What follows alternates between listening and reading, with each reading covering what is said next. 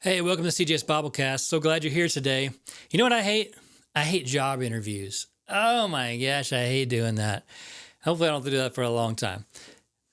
Please don't fire me. Anyways, but I hate doing job interviews, and there's one question that I always hate the most, and it's, what would you say is your biggest weakness? I had no idea how to answer this. See, my natural tendency is just like everybody else to say, well, I don't have any weaknesses.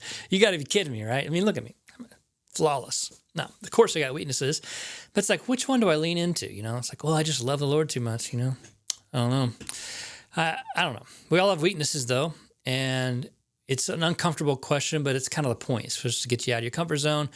I think they want to see how you're out on your toes, but it's okay to admit that we have weaknesses. I mean, surely they're not looking for perfect examples, right? I just don't understand how they could possibly expect that from anyone.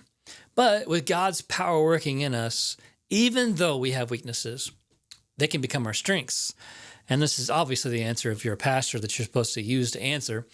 So what areas you can be made stronger by admitting that you need coaching and you need correction and that you need to admit that you're weak. It's okay.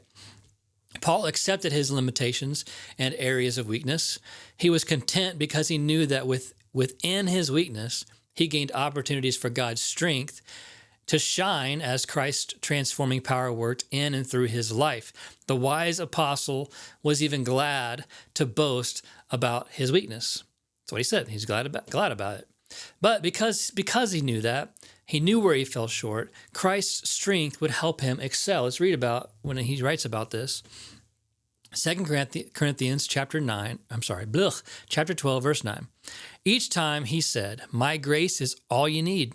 My power works best in weakness. So now I am glad to boast about my weakness, so that the power of Christ can work through me."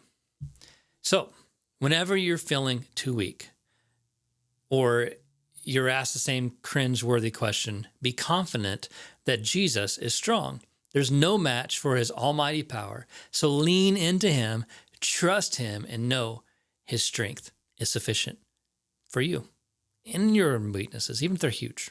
Just trust him. It's a theme we go back to every week, right? Just trust the Lord with all your heart and lean not on your own understanding. The Bible's so great. Hope this has encouraged you today. If you're weak, no big deal. Just trust the Lord.